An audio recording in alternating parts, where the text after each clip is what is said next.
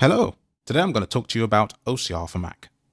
This is a game changer, I think. Like NVIDIA has had OCR for a very long time, and I believe so has JAWS under Windows, we Mac users have been left in the cold a little bit.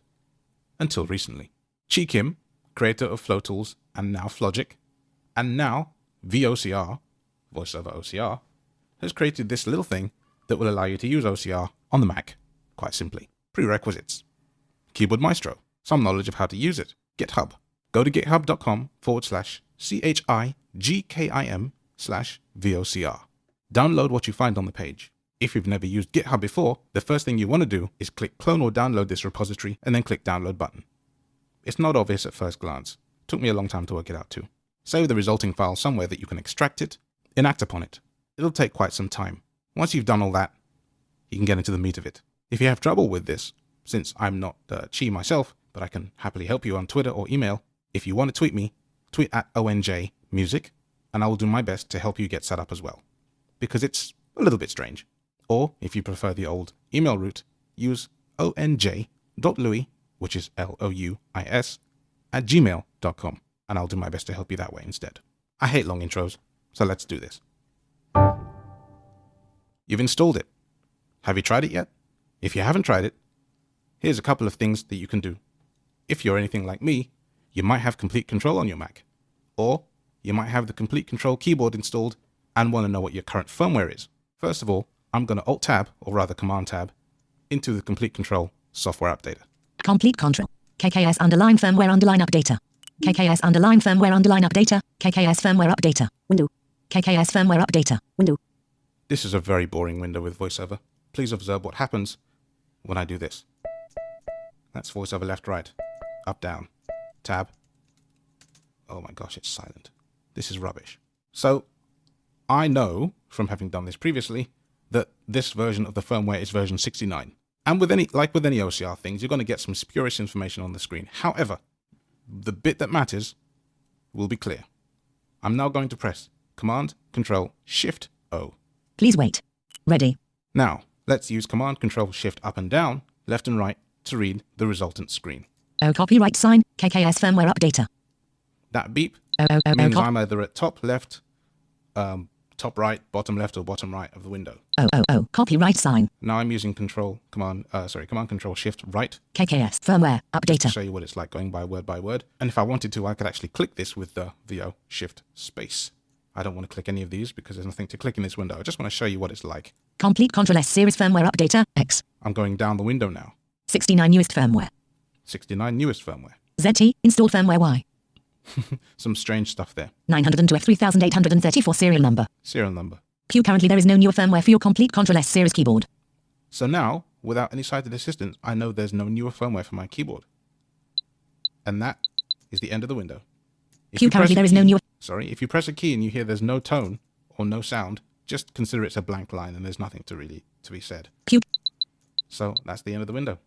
I can close this out. Finder. Great. I've learned something. So have you. Complete Control. Complete Control. Preferences. Dialog. Preferences. Dialog. I'm in the Complete Control Preferences window. If you know much about Native Instruments products, you'll know that the majority of them don't speak with VoiceOver very well, if at all. This is one of the if at all. So when I do the same thing as I did previously, VoiceOver just gives me that. It doesn't know what to make of this. Up, down, left, right, tab, nothing. The only key that works here is actually the escape key. Complete Control. Window. I've pressed escape. Complete Control. Window. Now I'm in the main Complete Control window, but I actually do want to be in Preferences. So I'm going to do Command, comma. Preferences. Preferences. Dialog. Now, with this non-existent exciting window in front of me, let's OCR the screen. Let's see what we can see together. Please wait. I'm waiting. Ready. Preferences. All right, that's the title of the window. Going down, nothing. Driver Core Audio M. Core Audio, driver. MIDI. MIDI. Device Complete Audio 6 volt. Is telling me that the device I've selected is the Complete Audio 6 sound card. That's the card I would use for playback. General status running. Status running. Sample rate 48,000 La. 48,000 kilohertz. Or 48 kilohertz rather, sorry. Library. Buffer size 512.8. 512 buffer size. Now I tried to decrease that and I couldn't manage to get that click to work, but that doesn't mean that others may not have success with it. Plugins latency input, 13.9 milliseconds processing, 10.7 ms output, 2.0 ms total, 26.6 ms. And that's some information about it. Routings. Going down. Hardware. Complete control port. Complete control out 1L1, main output LV. Complete control out 1L2, main output RM. Complete control out 2L3, output 3L. Complete control out 2L4, output 4R. Complete control out 3L. Complete control out 3S6. Complete control out 3S6. And that's the end of the window. Complete. So let's click the sound card thing because I know that worked last time.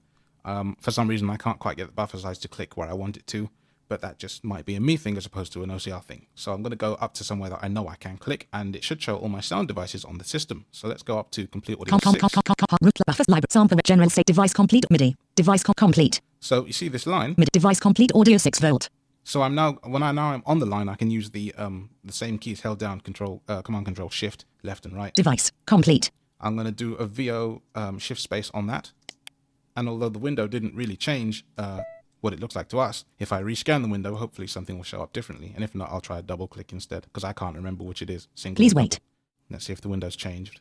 Ready. Preference interface. Driver core audio MIDI. Device complete audio 6M. General status complete audio 6. Sample rate sound flow. Library sound flower. Sample rate sound flower 2CH. See, that sounds a little different. It's telling me some other things. So it's reading through the window a bit. It's a bit transparent going on, but we can see that my sound devices here is showing up. Library sound flower. Buffer 512, 64CH, size instant on sound effects. Plugins latency input, 13.9 ms per routings. Hardware. Complete control port. Complete control out 1L1, main output. C. Complete control out 2F4, complete control out 3S6, SPDIF output V. Complete control out 3S. I wonder if that means I can actually pick the output. Complete control out 1L1. It doesn't tell me the internal system audio anywhere that I could see. Root plugins latency input, 13.9 buffer 512, 6 library sound flower.